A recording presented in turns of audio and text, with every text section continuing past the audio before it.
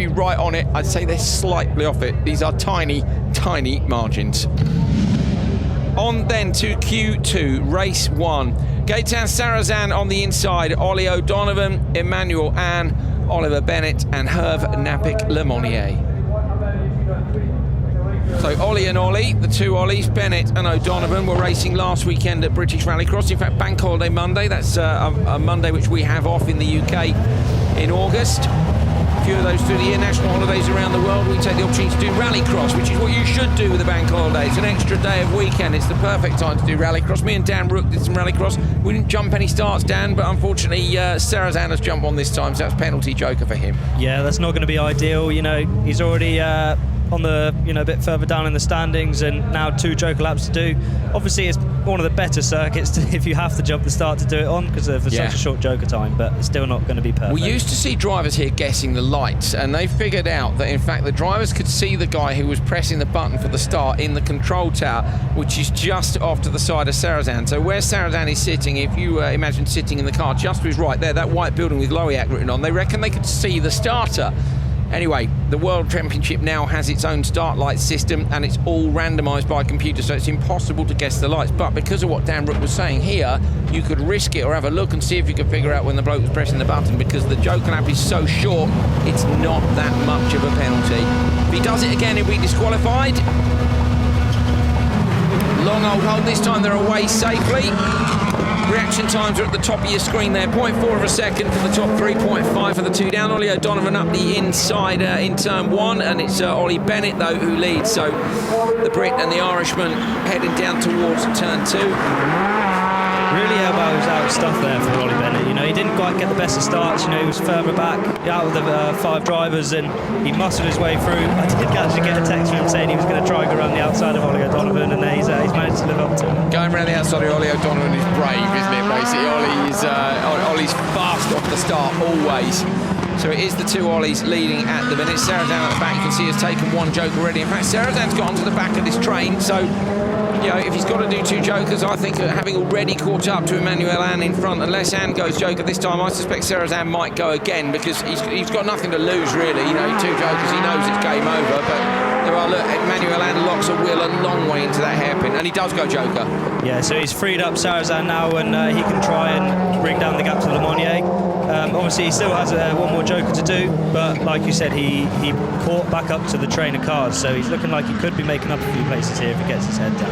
Bennett's a bit too early on the throttle, he's out in the dirty stuff there, and you're losing time when you're doing that, Dan, as well. We see the really quick guys here. They don't actually rotate the car very much in that last corner. It's kind of 4-wheel straight on the exit. Yeah, you got to get the car pointing in a straight line, because any amount of steering lock you have is time wasted. If your wheels are pointing straight, you've got maximum efficiency going towards driving out the corners. Ollie O'Donovan goes joker behind him. I think Herve Napik-Lemonnier has gone as well. He does. Sarrazin is going to do that second joker at the end. He's going to come out behind Ollie, so I think he's going to get Lemonnier. So it's only 1.1, and I suspect with the pace Sarrazin's showing, he should be able to joker again, shouldn't he, get out in front of these 2? Yeah, it's looking like he can. He's got roughly a second gap, and with the pace he's had, hopefully he can make up a bit more of a gap to come out in front of the 2 guys behind. Lemonnier and Anne a little way off the pace, looks 6 seconds back. Bennett screaming the Cooper tyres around the hairpin at the end. The Mini's an impressive piece of kit, isn't it? It's nicely built. Yeah, it's been put together well. Ollie built it with a big mistake. Went a bit too far over the jump, and he missed his braking point there. But no, Ollie's been building the car at home. I think he's had the assistance of Liam Doran building the car. And so I think it was prepared by a team called Simpson Motorsport in the UK, and they've done a very neat job with the car. It looks very tight. Bennett takes the checkered flag from O'Donovan. Shame he made that mistake on the last lap. It is a 2:36.0. So that actually, to be fair, would have put him P13 in Q1. And I think if he hadn't made the mistake, what do you reckon was in the mistake? How long was the joker? 40.1. Who compared? When did O'Donovan joke? Half a second, definitely, isn't it? Yeah. So half a second less would have done a 2:35.5. Bennett gets a 2:36.0. If he'd done a 2:35.5, yeah, that would have seen him just inside the top 12. So that was a good drive, continuing to learn the sport. He's doing ARX, BRX, all sorts of different things. And actually, I think it's good for Bennett to be trying these different cars with these different people. He went across to America. He joined us, of course, at COTA for America's Rallycross. He joined us up in Canada as well. Then back to BRX. Lots of different seat time in the cars and lots of racing, more experience. Yeah, he's very fortunate to be able to get the opportunities to jump in the car when he can. You know, nothing makes up for seat time. You know, it's a fantastic opportunity he's had, and to work in the British RX and the ARX and the World RX, he's really piling in the seat time. We're jealous, Ollie. We're jealous, basically, both of us. If the seat's free, you know, we're available. Dan's a bit better, admittedly. Let's take a look back at the action from that first race, so we can take a look back at the start. Bennett actually had to dip the clutch, so watch Bennett here. Gets that's a very strong engine. I think he's running a Pipo engine in that, isn't he? Yeah, it comes around the outside and just smooths across the front of Ollie O'Donovan. This was after the mistake in the joke lap. I think this was the last lap, actually, we're seeing there. There was a pretty close merge in the background. It was Emmanuel Annan coming out behind Herve Napik Lemonnier. I could be wrong. Was there a bit of action? Okay, so there we go. Bennett through the left-hander, slightly different order there in terms of the replays, but a good drive by Bennett, taking the checkered flag. A little bit sideways. Could he have maybe gone quicker? I don't know. We'll see. Ollie, congratulations to get your first qualifying race win here at this amazing circuit in Lowiac. Must feel good. Yeah, it feels great. I mean, we started off practice yesterday really strong. Got P10 in practice, and then since then we've slipped back with some mechanical issues and things. It's put me in the back row for this group, but it was great just to get the start, get my head down and just try and set a good time. Now, we can see if Bob, if you pan left a bit, we've got some smoke from the engine of the car. Is that something to worry about? Yeah, I mean, we had a fire in Canada, which was an oil feed from the turbo, and since then we've had to change a few things. There's a few metal hot things touching each other, so it's a bit hit and miss. Okay, well, good luck. I hope you get it fixed, but well done. Yeah, thank you, mate.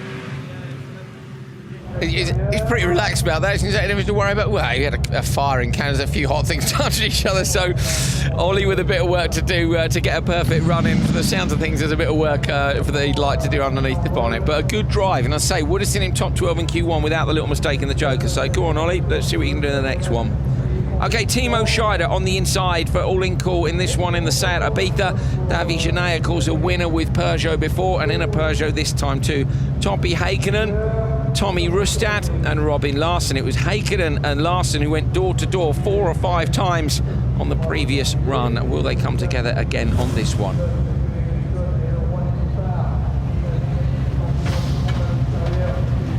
Green flag up. You can actually hear the cars being clunked into gear there. I love that. Proper geek. Ready to race. Revs up quite late on the start procedure for a few of the guys there.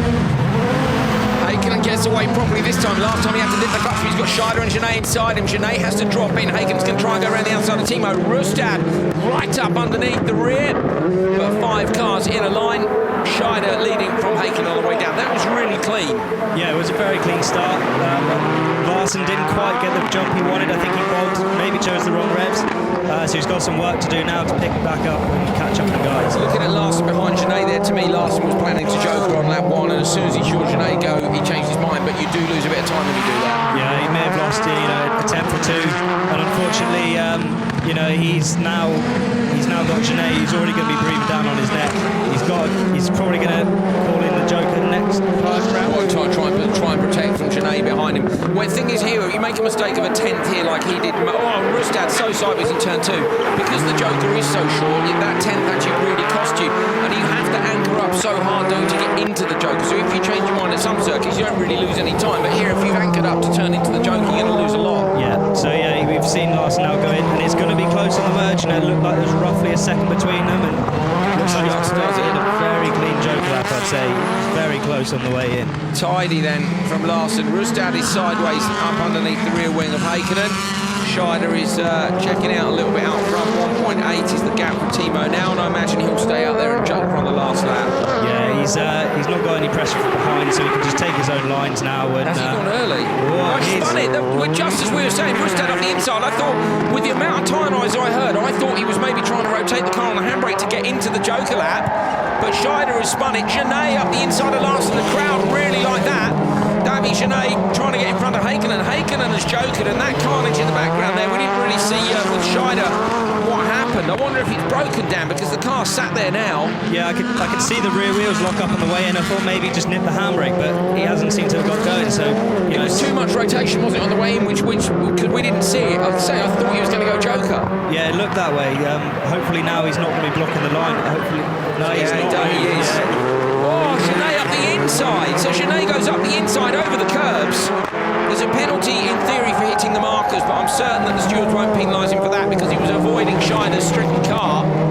So Hakkinen is going to take this one, but it's going to cost them all time, Dan, because Scheider's car is right on the line. That's just unlucky. So Hakkinen coming around, 2:36.0 is the time of Bennett. I think he'll possibly beat that. He does 2:35.6.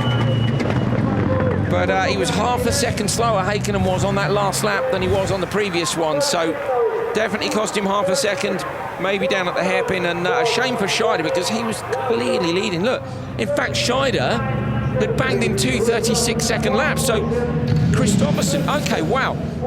Take a look at the result, first of all. Hakkinen from Genet, Larson, Rustad, but Scheider at the bottom, DNF. We're looking at the timing screen here.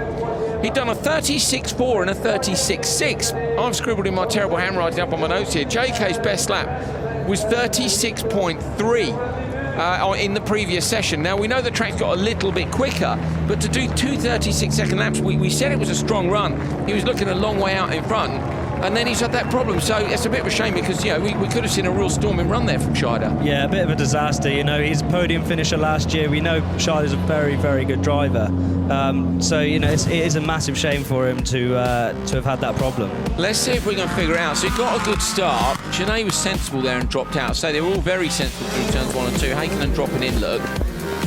Down towards the hairpin. It was, I think it was lap 3 that Scheider's car went wrong. And we saw the front shot, but I don't know whether or not we'll have it from any other angle. Possibly not. Sayat looked good, didn't it? Through the exit there, he had great traction onto the back straight. Yeah, he's really able to pedal that car. I've seen him have a few good results in it. You know, it's not exactly the high-spec car. Here it is. So, yeah, a bit of a lock-up on the way in, and then it just dies. Oh, Rustad as well did well to avoid him. Genet was fully committed up the inside there. And then, so Genet manages with that commitment to carry the extra speed. So clever stuff from Genet. Genet has spotted there that Larson is going to have to be backed off to get around the outside of Scheider. He's gone up the inside, fully lit, and managed to get past him. So, yeah, good stuff. Toppy, it must be great to get a race win in your 50th race weekend in the World Rallycross Championship, but your time might have been held up by a parked Scheider. Yeah, it's great to be here. I mean, this is my 15th race, and I was really missing. I had a really long winter break, so it's really great to be back. But yeah, the racing is it's going okay with the MGP. Of course, we have some work to do to make it into the semis now, but yeah, I push hard and I give fun. Good luck, thank you. Thank you. There's Scheider waving to the crowd and jumping into the truck to head back.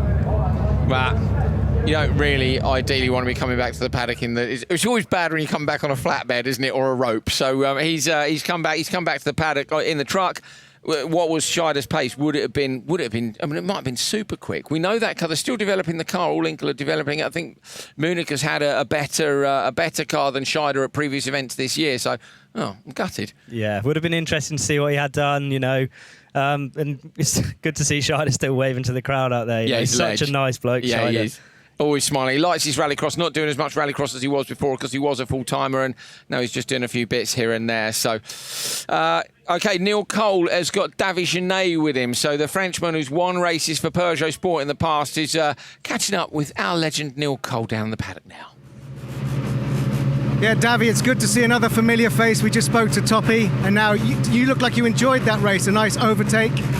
Yes, it's nice, but at the beginning the start is bad, and after I take the rear of Toppy, but it's a little difficult again.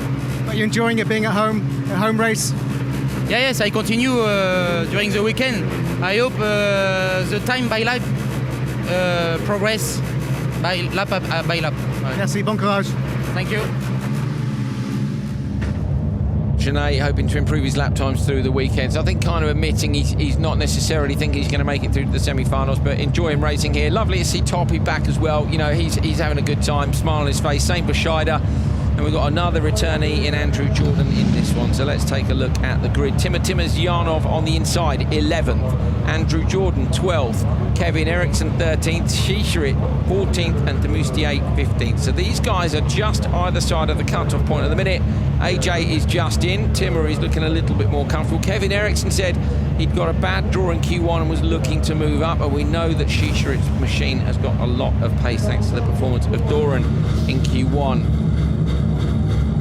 See in the background there the huge air scoops which feed the radiators which sit in the rear of these cars. Shisharit's car though, built by ProGrove GCK, a real masterpiece of engineering. Onboard brakes, and the brakes are right inside by the differential. Andrew Jordan too much wheel spin. Timazyanov manages to get the whole shot. Kevin Eriksson, Shisharit turns into the side of him. Eriksson though is smooth in turn one. I think he's going to get round the outside of Timmer. He does. You're on board with Shisharit looking to go up the inside of Timazyanov. Timazyanov getting over the inside line over the brake. Shisharit's going to slot in, shuts the door on Andrew Jordan. Where's Andrew going to go? Does he go choke lap? Oh, he gets spun round. Andrew Jordan spun round by Demoustier. Back on the gas. Throttles it up and will chase that line down now. But Demoustier pushed him round there. I think Andrew wanted to go Joker and Demoustier just pushed into him. So, I don't know. He could get told off for that. Demoustier having a look up the inside of Timazyanov. Demoustier's fiery. Timazyanov runs a bit deep. Yes. Handbrake it in. So Timazyanov's a bit wild on that first lap, and a lot of sideways on each of the corners there. You know, we saw him, he fired it into the choke lap sideways, and you know, we saw Andrew Jordan behind getting turned around, unfortunately. Demoustier, you know, fairly good show for him, you know, P15, I think, in Q1. So yeah, a big entry too, so improving pace. So he's going to be keen for the results as well. So I hope he doesn't get told off too badly for that. Yeah. What's your opinion on it? It's difficult, isn't it? Because obviously the one car is trying to go Joker and you've committed to the throttle, but you know, you can't drive through someone either. No, it is very hard because obviously you have to have a bit of a slower exit speed of that hairpin when you're going into the Joker lap. So the car in front of you isn't necessarily going to be going the same speed as you. If you expect them to be going the same line as you, you're going to try and carry the speed. And Andrew Jordan maybe just going to go away with him slightly there, and it'll be interesting to see what happens. Timazyanov now in behind Demoustier, or just manages to avoid the rear of Demoustier. So Russian pulling gears down the straight here, just a little bit of wheel spin. Andrew Jordan is going to come up behind Demoustier here. Should carry decent speed around the outside. Demoustier in the Sebastian Loeb Racing Run machine. Kevin Eriksson continues to lead. Eriksson is putting in 36s, so 36.8, 36.7, 36.5. But yeah, Shisharit 36.3. So that Shisharit, that's a super fast lap, isn't it? So yeah, I'd imagine Shisharit is going back and looking at the data alongside Liam, and he's going to be learning off Liam a lot here. So yeah, fastest lap of the day so far for Gerland Shisharit. So really showing what the guy can do. You know, I'm sure Liam has helped him a lot as well with the development and the driving. So I'm sure he's going to be pleased with this. Great performance by Shisharit there to set the fastest lap of the day. We still got some quick guys to come. Eriksson's going to take it. Shisharit, as you say, with an absolutely brilliant lap. Downrange spotted that on the timing screen straight away. 3.5 seconds quicker than Heikkinen went earlier. And a bit of a disaster there, unfortunately, for Andrew Jordan. Not really through any fault of his own either, so that will be frustrating. AJ was in P12. That'll be a good result for Eriksson, because that's going to see Eriksson move up and get exactly what he wanted tomorrow. Eriksson wanted to be in a later race tomorrow. He's only 10 cars still to come. And at the minute, he is at the top of the table in Q3. So Shisharit, Timazyanov, Demoustier and Andrew Jordan, you'll see them slot in, and you can see the top three all go faster. Good drive by Shisharit, so 2:32.0. What was fastest time? The last one was a 2:31. So that would have sit, actually the 2:32.0 would have been enough for P3 in Q1. So the track's definitely faster. How much faster? You're going to find out in the next couple of races. This was on board with Shisharit. You can see Timazyanov got out in the gravel there. He lost a load of traction. That meant Eriksson went through. I wonder if we might see that incident again. Shisharit trying to get around the outside here, then stops back in. Right, have a look at this for us, Dan. So yeah, so we've got Demoustier and Andrew Jordan in the background. We've got Andrew Jordan trying to rotate the car. Demoustier, you can see the brake lights on Demoustier there. I will say that much. But also the front of the car was lifted. So whether he was left foot braking or not, I'm not too sure. Double pedalling and and yeah. He got back past Timmerziano, and okay, big push. This was Timmer up behind. So this is the same situation. Timmer, look, just manages to get around the outside. Yes, it's frustrating having to wait for the car that's going into the Joker, but you can't just drive through it either. So what have we got? We've got no investigations on the board at the minute, but we'll let you know if we see anything. Neil Cole's down in the holding area. Let's go down to him. Well, Kevin, you're currently leading qualifying 2. How was that race? Felt good. Good start, and I played it safe, and team overshot it a little bit, and I could pass him on the inside. And then I just pushed and did my best. We're working hard with the setup, and it felt good. Not perfect, but we can find a little bit more for tomorrow as well. Good luck later. Thank you. Thank you. 5 cars lining up to the... Look at that, the crowd behind the grid. And you'd think that isn't a good place to watch from, but the noise of these cars, 5 of them going away from you, down towards turn 1, with the big famous Lowiak arch there, somehow it's just a really cool place to stand. We're very lucky. We get such incredible access that we can stand in places like that during free practice. And yeah, it's great. That crowd are a long way back, and yet they're still standing there waiting to see this. Of course, they get to see their heroes get into the cars as well. Rallycross in France, absolutely huge. Matthias Ekström, 2016 World Rallycross champion, is on pole for this one.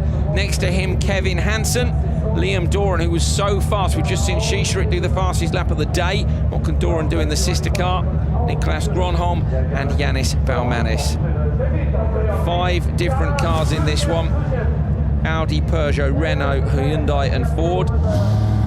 So no teammates to worry about. Doran, no championship to worry about. Let's launch them off. Gronholm is creeping. Doran doesn't get the best start. Great start on the inside by Matthias Ekström. Ekström versus Hansen on the way down. Doran has to slot in. Baumann is going to try and go around the outside. Gronholm's tried to. Gronholm in the gravel. Kevin Hansen contact in between him and Gronholm and Doran. Doran's getting him in the inside of the 3 cars. Gets forced wide there by Kevin. Keeps the throttle fully lit. So keeps it in the throttle on the way down to the 3rd corner. Kevin goes Joker, and Liam's actually gone with him. Now that's not a bad thing, because he will know that Kevin is super fast. Yeah, both fast drivers. They can now work together to try and catch up with the leading train. 3 into 1 doesn't go in turn 2, as we've just seen. No, not at all. Not at all.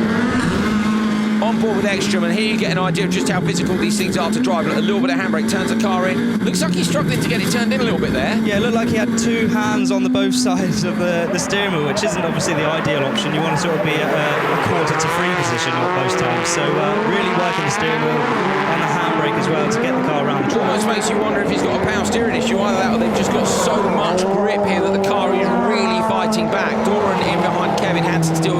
Kevin's captain by 0.6, and this isn't going to be the run they hoped for. Having said that, of course, these guys are all inside the top 10, so as long as it's not a terrible run, yes, they definitely lost time through turn 1 and turn 2. It wasn't clean enough, but it's not going to kill their hopes, is it? No, it's not. Look at the damage down the side of Kevin Hansen's car, and that is from the battle that was turn 1 and turn 2. It's scarred all the way down the side. No, it's not ideal for those guys. Thankfully, no real mechanical damage, only damage to maybe the bodywork a little bit. So he's not losing too much time now. We got, although the pace of these guys, Matthias is on a 36.32, and that's not quite matching Shisharik's lap time last time out. So maybe these guys aren't going to quite be up there. Yeah, well, we said that we were not sure looking at Ekström on board using the handbrake in turn 1. Baumann is now just in front of Kevin. There's another look at the damage down the left side of the yellow Peugeot. I've made no secret of the fact I think that is a very cool livery. Then anything that's easy to spot makes my life easy, so I could well be a little bit biased. Into the Joker, Ekström, look at this. Brilliant opportunity to ride on board. You land, check the understeer up, back on the gas, through the right hand, and get as close to that wall as you dare. He's definitely struggling with understeer in this car, I think. Into the left, and then to the right. Just got 1 corner to go. And maybe that's the way he likes the car set up. That's a lot of lock through that corner. Round the right, he's going to go fastest. 2:30.6, 1.4 seconds quicker. Fastest time of the day, so 2:32.0. We're saying here that the car doesn't look. Is that fastest? No, 2:30. Sorry, 0.6. 2:30.6. So yes, it's fastest by half a second. We're saying it doesn't look that nice, but for Ekström, he's making it work. Maybe that's his preferred driving style. There's lots of understeer. It's very much a circuit racer's type of car to have a lot of understeer in it. you know, it means he's not losing time from being, you know, over sideways. Yeah, so it's the preferred style for trying to keep it smooth. So although the lap time, our ultimate lap time, and when we say it's not there, he's like 200ths off it, so it's not far. But the overall time is 2:30.653. He's faster than Kristoffersen went in the first session by around half a second, and it's fast enough to stick him at the top of the timesheets. 1.4 seconds ahead of Kevin Eriksson. Doran goes 6th, Kevin Hansen goes 5th. We're going to see, of course, Baumanis in 8th, what happens at the end of this session where they all sit after 2 sessions, 4 sessions deciding the grids for the semi-finals. So Liam tries to go around the outside. This was turn 2. Look at that. Kevin's kind of in a bit of a sandwich there, a bit of contact on the outside than the inside. Here's a look at the outside. So Doran, look, I don't know what happened with Kevin there. Almost like he maybe had a bit of contact with Baumanis, which pushed him wide, that pushed Liam wide. For me, it looked a bit like Kevin had a bit of contact there with Gronholm, which forced him wide, gave Baumanis a door to go through, and then the knock-on effect pushed Liam on the outside. Yeah, and it is very much a knock-on effect here. So you can have a plan going into turn 1, but it gets scrapped almost instantly. We've seen a really tidy start in race 2 of this session. That was a little bit more carnage. Liam managed to get Baumanis before the line. Ekstrom goes fastest. Can Kristoffersen respond? Matthias, that's the quickest race time of the day so far, so well done, but it looks like you're working really hard to get the car around the circuit. Yeah, I was trying my best. Now the tires are used, so you have to fight a bit harder, but I felt the start was better now compared to Q1, and I did what I could, but you know, now the my real competitors are coming now, so we'll see how fast they go, but I felt I had a decent run. Thank you, well done. Thank you. Ekstrom happy enough. Interesting that he said he's having to work a bit harder with the tyres, so we're maybe right, the car's not perfect, the circuit's a bit faster. He's gone fastest time of the day. Is it in the track, is it in the car, the setup, the tyres?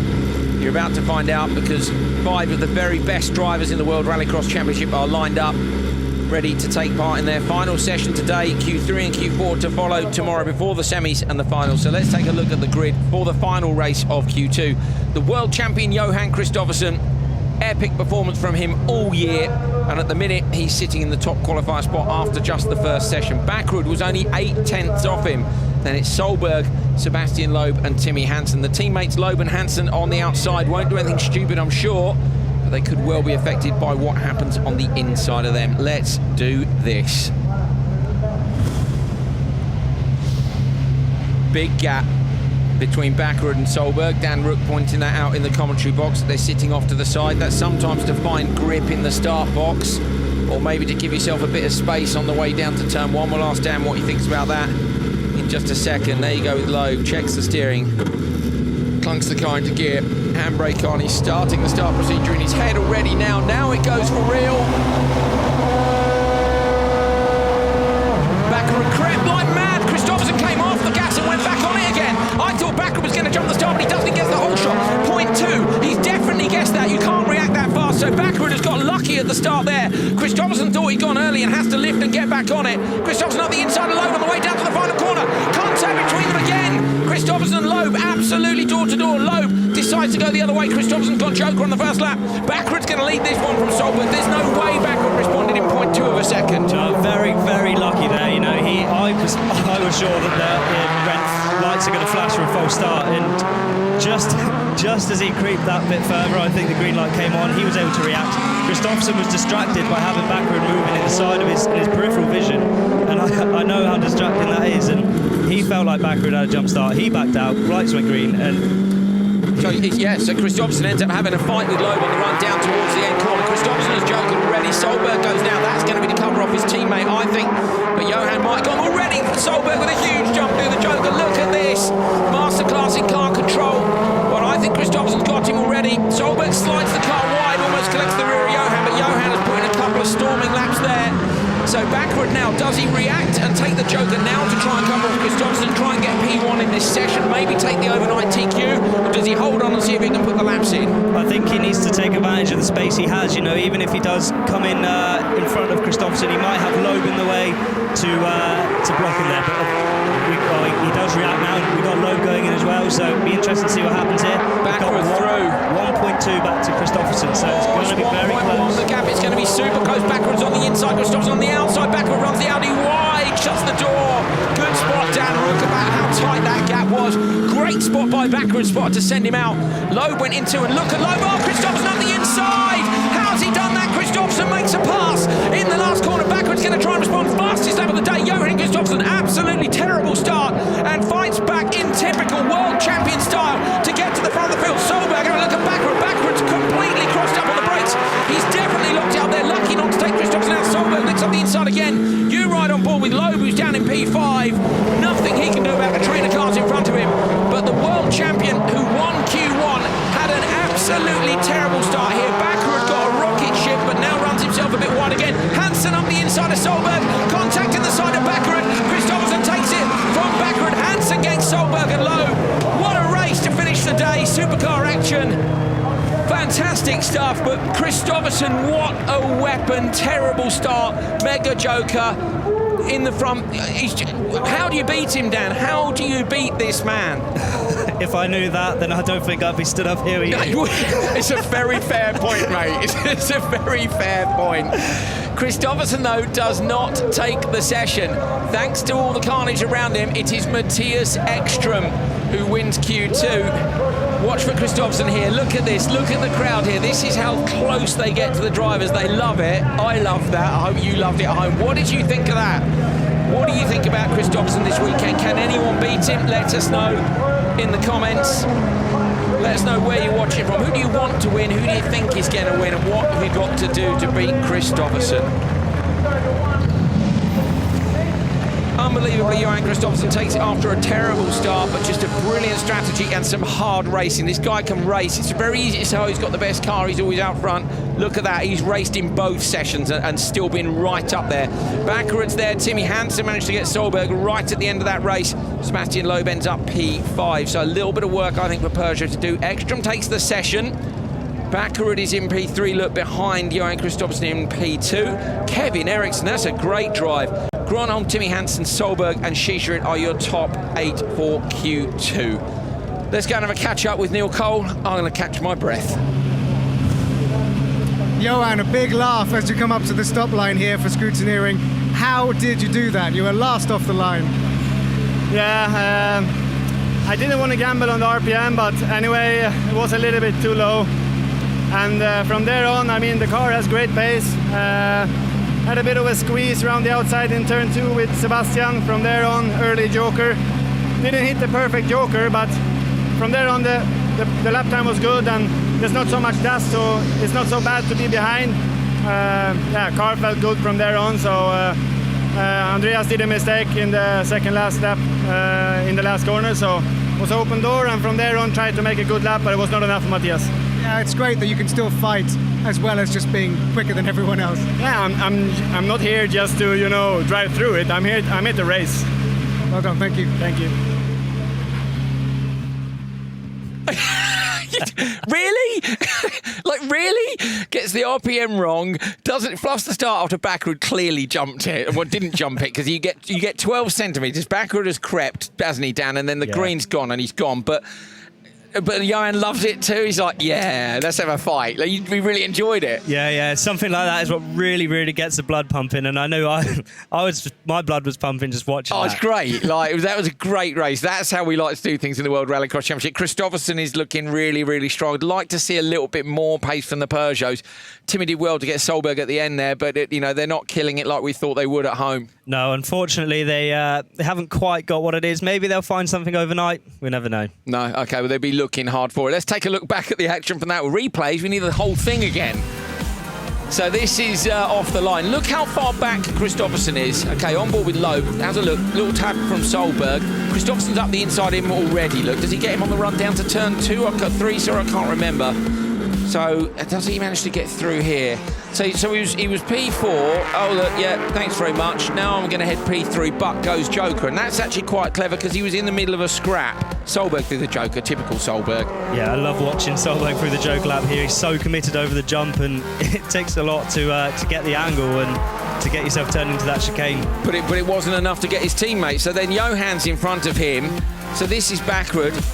with Kristoffersson in behind. So Baccarat then runs wide, doesn't he, here? And it's, look at it. It's like half a car's width. Yeah, cheers, I'll have that. Didn't even need an invitation, you know. Half a car width, and you've got to be there. You know, this is a world championship after all. You've got to take every opportunity. Yeah, absolutely brilliant. He loved it. This was Hansen taking opportunities too, managing to stick it up the inside of Solberg.